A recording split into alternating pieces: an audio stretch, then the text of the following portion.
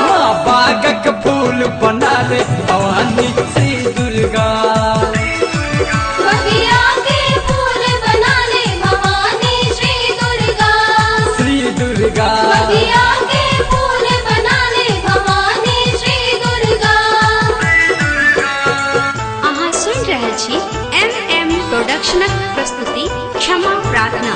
गायक नवोदित कलाकार रामकृष्ण झा, गीतकार मिथिला के गौरव श्री श्याम बिहारी राय सरस जी आ संगीतकार अपने सुपरिचित सतीश अर्पित जी।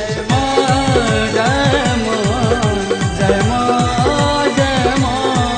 हम परम धम अभिमानी छी, भावहीन ज्ञानी छी।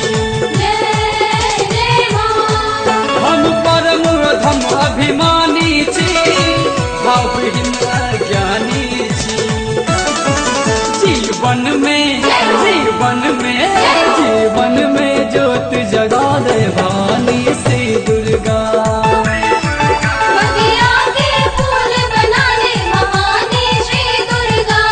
श्री दुर्गा बगिया के फूल बना ले भवानी श्री दुर्गा।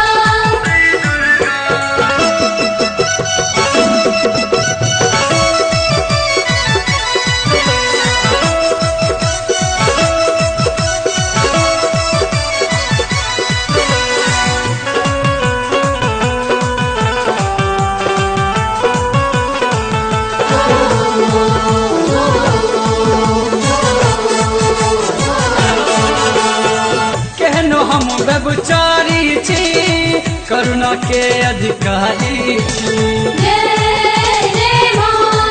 माँ कहनो हम व्यभिचारी छी, करुणा के अधिकारी छी। गरिदन सा अपन लगा ले भवानी श्री दुर्गा। बगिया के फूल बना ले भवानी श्री दुर्गा। श्री दुर्गा बगिया के फूल बना ले भवानी श्री दुर्गा।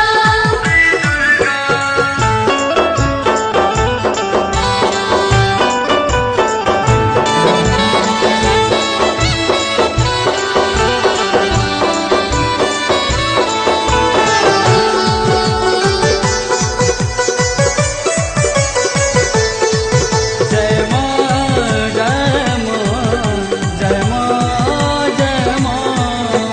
पुत्र सरस अछि संसारी, अहिक दया के अधिकारी।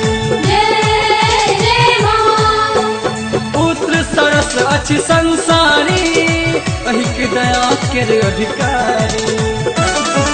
भक्ति में अपन डुबा ले भवानी श्री दुर्गा। बगिया के फूल बना ले भवानी श्री दुर्गा। श्री दुर्गा बगिया के फूल बना ले भवानी श्री दुर्गा। भवानी श्री दुर्गा। भवानी श्री दुर्गा। भवानी श्री दुर्गा। भवानी श्री दुर्गा। माँ बागक फूल बना ले भवानी